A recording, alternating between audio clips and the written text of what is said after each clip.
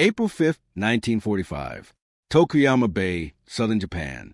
Vice Admiral Seiichi Ito stood among captains who already knew the answer before the orders were finished. The map on the table showed a short line across the East China Sea toward Okinawa. It looked clean in pencil. On water, it was a death route. Yamato would sail with the light cruiser Yahagi and 8 destroyers. The force would leave Japan, cross open water, fight through American air patrols, and reach Okinawa. Once there, the battleship would attack the invasion fleet, run herself onto the shore, and continue firing until her guns were empty. After that, the surviving sailors would go ashore and fight as infantry. The room understood the missing part of the plan. There would be no fighter cover. Japan no longer had to train pilots, fuel, or aircraft to protect a surface force moving in daylight. American carriers lay south of them with hundreds of aircraft. American submarines watched the exits from the inland sea. American search planes covered the approaches to Okinawa. Yamato was enormous, famous inside the Navy, and impossible to hide once she left sheltered waters. Ito listened as the mission was described. He had spent his adult life in the Imperial Japanese Navy. He was not a man who confused danger with failure. Warships were built to face danger. This plan offered almost no military return for the danger it demanded. He said so. Without air cover, the force would be found. Without surprise, it would be attacked long before Okinawa. 10 ships could not break the ring around the American landing area. Even if Yamato reached the island, beaching the greatest battleship in the world, as a fixed-gun platform would throw away the last major surface unit Japan had left. The captains agreed. Captain Tamichi Hara of Yahagi was one of them. He had seen enough of naval war to know the difference between risk and waste. Other officers proposed night attacks, raids against supply lines, anything that might damage the enemy before the ships were lost. Tokyo had not sent Vice Admiral Ryanosuke Kusaka to debate. Kusaka had come from combined fleet headquarters with the authority of the order behind him. The emperor had asked what the Navy would do for Okinawa. The army had men, caves, guns, and kamikaze support. The Navy could not answer with silence. Yamato became the answer. Kusaka heard the objections. He did not solve them. He changed the ground under the conversation. He told the officers they were being offered a glorious way to die. A room full of professionals went quiet. Their objections still stood. The aircraft were still waiting. The fuel problem remained. The American fleet did not shrink because a sentence had been spoken aboard a Japanese warship. Yet the sentence had done its work. It moved the mission away from tactics and into the older language of duty, shame, and service. Ito could still see the facts. He had already named them. He boarded Yamato anyway. If you're enjoying this story so far, don't forget to hit the like button and subscribe. Drop a comment telling me where in the world you're watching from. I love hearing from you. Yamato had been built for a battle Japan expected to fight before the Pacific War changed its shape. The idea reached back to Tsushima in 1905, when Japan destroyed the Russian Baltic Fleet, and taught its naval officers that a decisive battle could alter the fate of an empire. For decades after that, Japanese planners studied range tables, armor belts, shell weights, and battle lines. They believed a future war against the United States would end in one great surface action somewhere in the Western Pacific. Japan could never match America's ship for ship. The answer was to build fewer ships that could outgun anything afloat. That answer produced Yamato. Her construction at Kure took place behind secrecy screens. Workers signed pledges. False dimensions appeared in records. Even allies did not receive the full truth. The ship displaced more than 70,000 tons fully loaded. Her 9 18.1-inch guns were the largest ever mounted on a warship. Each turret weighed more than many destroyers. Her armor was meant to let her survive blows that would cripple smaller battleships. Inside, sailors could lose their way. New men needed arrows painted to the passageways to find the bow and stern. Yamato had medical rooms, laundry, better food, and spaces that felt almost unreal to men transferred from destroyers and cruisers. The ship was a moving fortress. She was also hungry. Fuel was short across the empire, and Yamato consumed it at a rate Japan could no longer ignore. She entered service 9 days after Pearl Harbor. That timing should have troubled every officer who loved battleships. Pearl Harbor had shown that aircraft could cripple a fleet before the enemy's guns ever came into range. The American battleships at anchor had not fought a classic duel. They had burned under bombs and torpedoes. Yamato's builders had given Japan the heaviest gun platform in history, just as carrier aviation was proving that gun range no longer set the terms of battle. At Midway in June 1942, Admiral Isoroku Yamamoto used Yamato as his flagship far behind the carrier's striking force. The great guns had no target when Akagi, Kaga, Soryu, and Hiryu burned. The battle unfolded at aircraft range. By the time the men aboard Yamato understood the loss, the decision had already happened far over the horizon. Around Guadalcanal, destroyers and cruisers ran dangerous night missions through waters the Americans called the slot. Smaller ships took shells, torpedoes, bombs, and exhaustion.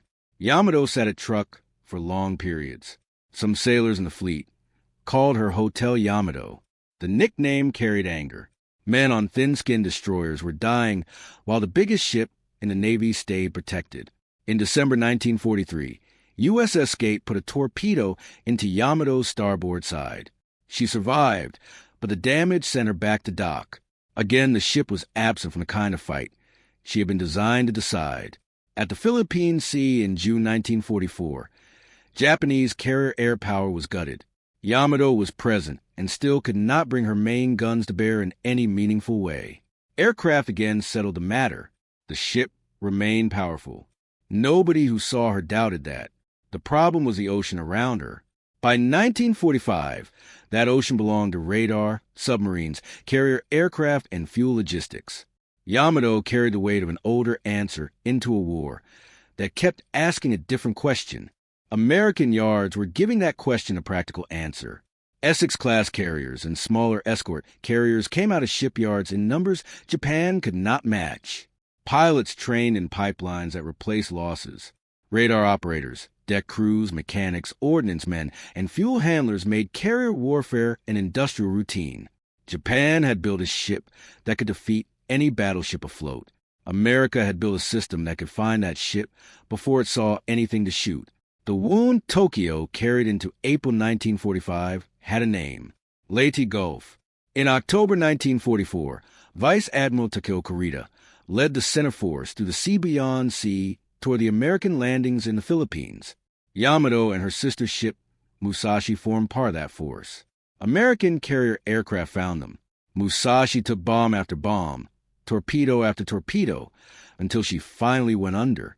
Kurita turned back for a time, then returned through San Bernardino Strait in the dark. By dawn on October 25th, his ships emerged off Samar, exactly where American planners had not expected them. The main American carrier force under Admiral William Halsey had gone north. Between Kurita and the vulnerable transports off Leyte stood Taffy 3, a small group of escort carriers, destroyers, and destroyer escorts. Yamato opened fire. The moment the ship had been built for arrived under strange conditions. Her shells fell around vessels that were far smaller than the battleships her designers had imagined. The Americans fought with fury that stunned the Japanese. Destroyers charged with torpedoes. Escort carriers launched aircraft with whatever weapons were aboard. Pilots made dry runs after their ammunition was gone, tried to draw fire and confuse the attackers. Kurita believed he faced a larger force than he did. The smoke, torpedo attacks, aircraft, radio reports, and his own losses all fed that picture. Then he turned away. Leyte was not only a lost battle for Japan. It was a humiliation that left questions inside the Navy. Yamato had reached the edge of a decisive opportunity and returned. Her magazines were still full. Her hull survived. The American invasion of the Philippines continued. By spring 1945, the Navy's surface strength had become a symbol with almost no practical use. The carriers were gone or empty. Trained pilots were gone. Fuel was scarce. American submarines cut shipping lanes. American bombers reached closer to the home islands every month. Okinawa became the next line. The men in Tokyo could read numbers.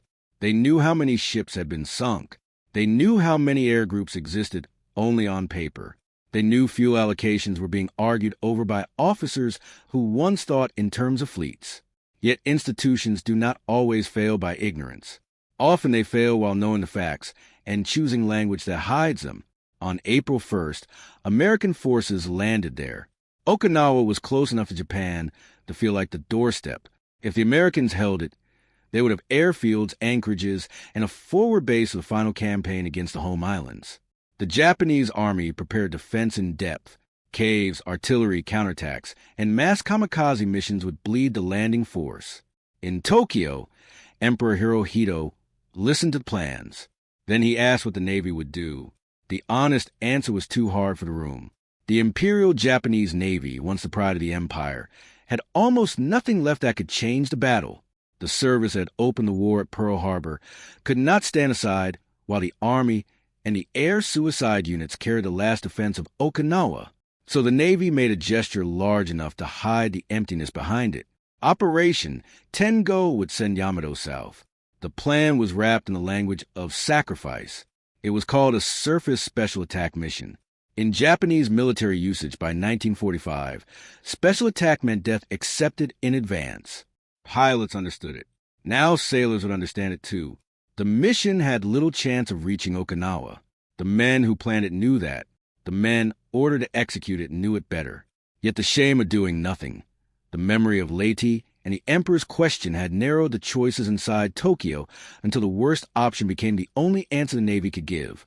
After the briefing, Yamato became a ship moving through two different worlds. On paper, she was preparing for a mission. On the decks, men behaved as if they had already entered their final hours.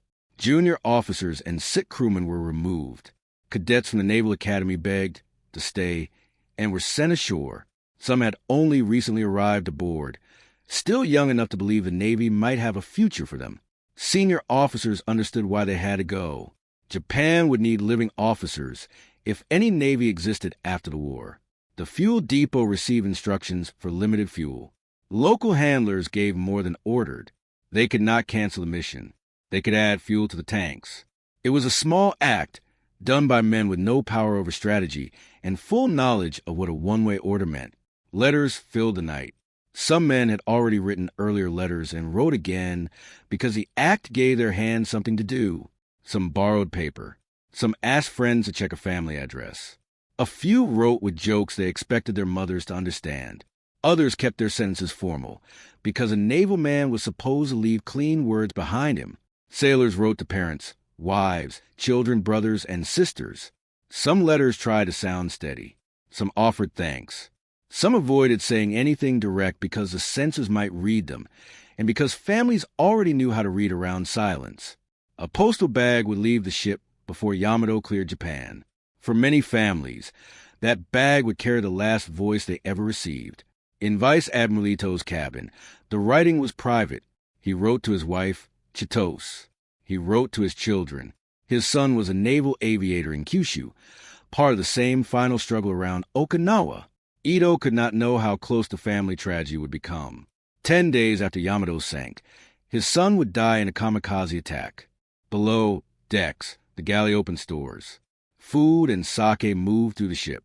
Men drank, laughed, sang, and shouted in steel passageways. Some were very young. Some had been aboard for years, waiting for the ship to be used in the way they had been trained for. Their last night did not belong to neat military language. It belonged to noise, letters, nerves, ritual, and the strange manners men use when death has been scheduled. At 3:20 in the afternoon on April 6, Yamato left Tokuyama. The formation included Yahagi and 8 destroyers. Soon, Asashimo developed engine trouble and turned back. The force was smaller before it had met the enemy. Yamato passed through the Bungo Strait between Kyushu and Shikoku. American submarines were already waiting. USS Threadfin and USS Hackleback detected the formation and reported its movement. The Japanese fired on the submarines and tried to drive them away, but the reports went out. The mission was no longer concealed.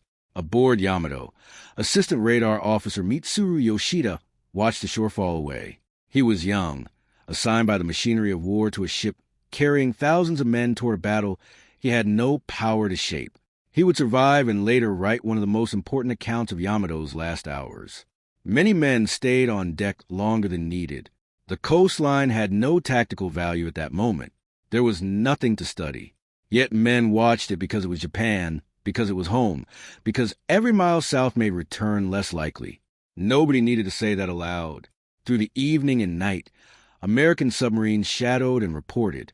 By morning, search aircraft were in contact. Yamato fired beehive shells from her great guns at distant patrol planes. The huge main battery, built for armored opponents, now tried to drive away aircraft that simply circled and transmitted positions. The planes did not leave. South of them, Task Force 58 began launching. If you're hooked on this story, make sure to subscribe and turn on notifications so you never miss an upload. Your support means everything and helps me bring you more emotional stories like this one. Admiral Raymond Spruance had battleships near Okinawa. That mattered. Spruance came from the older Navy, the world of surface tactics and heavy guns. Yamato was the largest battleship afloat. A surface interception would have produced the kind of gun-action naval officers had imagined for generations. American battleships, cruisers, and destroyers could steam out and meet Japan's last great surface force in open water. Spruance ordered Rear Admiral Mortondeau's battle line to prepare. For a moment, the old war still seemed possible. Vice Admiral Mark Mitcher did not wait for that moment to mature. His carriers had the aircraft. His pilots had the range. His staff understood that a battleship without air cover was a target whose size worked against it. When the reports arrived from submarines and patrol aircraft, Task Force 58 turned its hangar decks into motion. Torpedoes were brought out for Avenger bombers. Dive bombers armed. Fighters prepared to suppress anti-aircraft fire and cover the strike groups. Pilots crowded briefing rooms where the target needed almost no introduction. Yamato's name had reached them. So had the memory of Musashi, the sister ship sunk in October after repeated air attacks. The American planners had studied that sinking. Torpedo hits on both sides had allowed Musashi to remain upright longer than expected as flooding balanced out. This time, pilots would concentrate torpedoes on one side, make the list grow, force counterflooding, break the ship through water entering faster than pumps, and engineers could master it. Mitcher's aircraft launched. On the decks, this was muscle memory. Plane captains pulled chocks. Ordnance crews moved clear. Yellow shirt directors signaled aircraft into position one after another. Engines shook the wooden flight decks. Pilots looked forward to propeller blur and waited for the hand signal that turned machine into a weapon. When Spruance learned they were already in the air, he faced a clean decision. He could call them back and let the battleships engage. He could allow the carriers to finish what they had started. According to accounts of the exchange, he asked whether Mitcher would take the target or whether Spruance should. Mitcher wanted it. Spruance gave it to him. That decision carried more than convenience. It was an admission made by a professional who could read the age he was living through. Battleships still had uses. They could bombard shore positions, screen carriers, absorb punishment, and serve as symbols of power against a carrier force. Without air cover, even the greatest battleship in the world had no answer that reached far enough. By late morning on April 7th, American strike groups filled the sky. There were so many aircraft that coordination itself became a danger. Fighters, dive bombers, and torpedo bombers converged from different carriers. Some pilots saw Yamato as a gray shape below cloud and spray. Others saw the anti-aircraft burst first, colored smoke and black explosions around the formation. The Japanese fired everything that could point upward. Yamato's 18.1-inch guns fired anti-aircraft shells designed to burst and throw fragments across the sky. The blast from those guns shook her own decks. Smaller anti-aircraft guns filled the air with tracer and smoke. The escorts maneuvered, fired, and tried to shield the battleship. There were only a handful of Japanese fighters overhead early in the action. They soon left short on fuel. After that, the surface force fought alone. The American pilots attacked in layers. Dive bombers came from altitude to draw fire and hit the decks. Torpedo bombers came low, closing on the port side. Fighters strafed gun positions where they could. The coordination was not perfect. War at that speed never is. It was enough. At 12:34, Yamato detected aircraft. At 12:40, the first attacks began. Mitsuru Yoshida stood near his station as the first planes appeared. The sound arrived in pieces. Engines above cloud. Anti-aircraft guns. Orders shouted through voice tubes. The deep concussion of Yamato's main battery, the sharper tearing sound of the 25mm guns firing in clusters across the decks. The first wave struck before the ship could settle into any rhythm of defense. Bombs hit the upper works. Torpedoes found the port side. Yamato shuddered as water and her compartments never meant to fill that fast. Her list began. Captain Kosuke Aruga fought the ship hard. He ordered turns to throw off torpedo approaches. He kept the guns firing. Engineers below tried to control flooding as reports came in through damage systems. Yamato could absorb punishment beyond what most ships could survive. Her armor and size bought time. Time did not change the sky. The second American wave saw the list and pressed the advantage. Torpedo pilots lined up on the port side again. The choice was deliberate. Every new hit pushed Yamato farther toward the angle from which no countermeasure could bring her back. Nearby ships suffered too. Yahagi was hit again and again. Destroyers took bombs and torpedoes while trying to maneuver through spray, smoke, and aircraft. Hamikes went down fast. Others burned or lost speed. The formation that had left Japan as a ring around Yamato broke apart under air attack. Inside Yamato, the ship became a set of isolated disasters. Men in upper gun mounts faced strafing and fragments. Men below decks heard impacts as dull shocks through steel, then felt the floor tilt. Damage control teams moved into heat, smoke, and flooding. Some compartments were sealed. Some men were trapped by the measures meant to keep the rest alive. Counter-flooding became unavoidable. To correct a dangerous list, water had to be admitted into starboard compartments. In a ship already under attack, there was no time for tidy evacuation. Men below paid for those decisions without seeing the sky or the planes that made them necessary. Aruga was trying to keep Yamato upright. The cost was hidden inside the hull. By 2 o'clock in the afternoon, the ship was dying. The bridge still functioned in pieces. Reports came late incomplete, and sometimes wrong, because the men carrying them had to move through a tilted world filled with smoke and ruptured lines. A captain can command a ship only as long as the ship can answer. Yamato was answering less with every minute. Yamato could no longer steer. Her speed had fallen. Communications were damaged. Admiral Ito received the reports and understood what they meant. He had known the mission would fail before it began. Now the failure had a physical angle, measured by the deck under his feet. He canceled the mission. The surviving escorts were ordered to return if they could. The order passed by signal flag because radio communications had failed. Cloth moved in the wind while aircraft circled overhead, and the greatest battleship Japan had ever built rolled toward her end.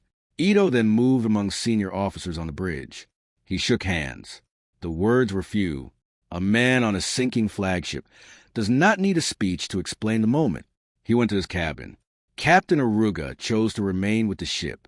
Accounts describe him tying himself near the compass housing. Yoshida was still near the bridge when Aruga told him to leave. The order was repeated. Yoshida obeyed and went overside. At 2:23, Yamato exploded. The forward magazine detonated with force, so large that aircraft felt the shock wave in the air. A column of fire and smoke climbed thousands of feet above the sea. Men in the water were lifted and thrown. When Yoshida came down again, the ship that filled the horizon was gone. Yamato had carried more than 3,000 men. Only a few hundred survived. Yahagi sank, for destroyers were lost. Across the operation, more than 4,000 Japanese sailors died. American losses were small by comparison, a handful of aircraft and airmen. The imbalance told the whole story. Japan had sent its strongest remaining ship into a battle whose terms had already been set by the enemy. Yamato never came within range of the Okinawa transports. She never became a shore battery. Her guns never decided the engagement. The ship died under aircraft before the mission she had been given could begin. After the battle, survivors floated among oil, wreckage, and bodies. Destroyers that still had power pulled men from the water. Some sailors were burned. Some were deaf from the blast. Some had swallowed fuel and seawater. Many had watched their ship vanish in a single eruption and had no language for the empty space it left.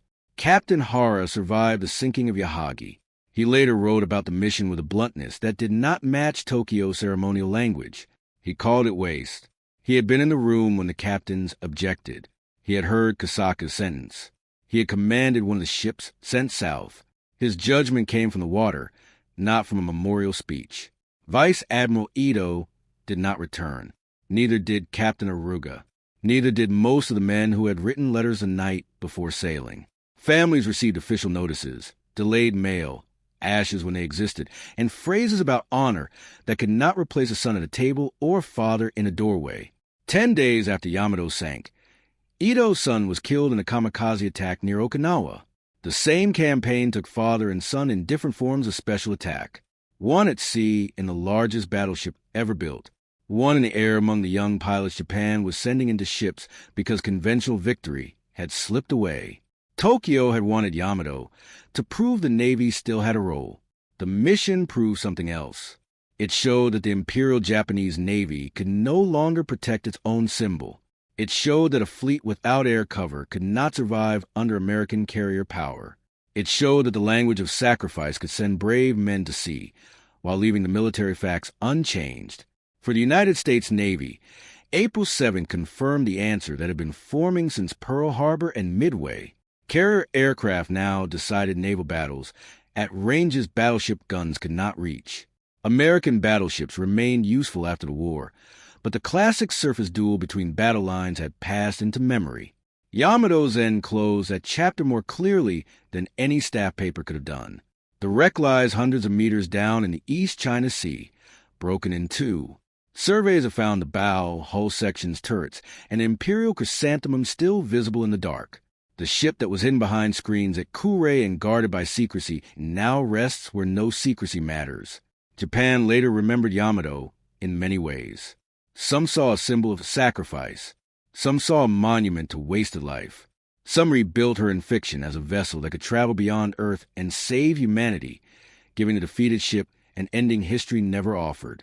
The real ship had no such ending. For families, Yamato was never only a strategic lesson. It was a name on a notification, a photograph placed on a shelf, a story a mother avoided telling at the same hour every April. Official language could turn men into examples. Homes had to live with the missing chairs. Ito's objections were correct. His captains were correct. The American Air Patrol's submarines and carriers did what the officers in Tokuyama Bay expected them to do. Tokyo did not make Yamato sail because the mission had a good chance. Tokyo made her sail because admitting the Navy had nothing useful left offer was harder than spending the last thing it owned. That is why the story still holds. A professional admiral saw the battle before it happened. He named the reasons it would fail. The men above him answered with honor, pressure, and the Emperor's unanswered question. So he went aboard. The ship moved south. The aircraft came out of clouds. By mid-afternoon, the sea had closed over Yamato, and the silence Tokyo avoided had taken more than 4,000 men with it. Thank you so much for watching until the end. If you loved this story, check out the other videos on your screen now. I think you'll really enjoy them. And don't forget to subscribe if you haven't already. See you in the next story. For families, Yamato was never only a strategic lesson. It was a name on a notification, a photograph placed on a shelf, a story a mother avoided telling at the same hour every April. Official language could turn men into examples. Homes had to live with the missing chairs. Ito's objections were correct. His captains were correct. The American Air Patrol's submarines and carriers did what the officers in Tokuyama Bay expected them to do. Tokyo did not make Yamato sail because the mission had a good chance. Tokyo made her sail because admitting the Navy had nothing useful left offer was harder than spending the last thing it owned. That is why the story still holds. A professional admiral saw the battle before it happened. He named the reasons it would fail. The men above him answered with honor, pressure, and the Emperor's unanswered question. So he went aboard. The ship moved south. The aircraft came out of clouds. By mid-afternoon, the sea had closed over Yamato, and the silence Tokyo avoided had taken more than 4,000 men with it. Thank you so much for watching until the end. If you loved this story, check out the other videos on your screen now. I think you'll really enjoy them. And don't forget to subscribe if you haven't already. See you in the next story.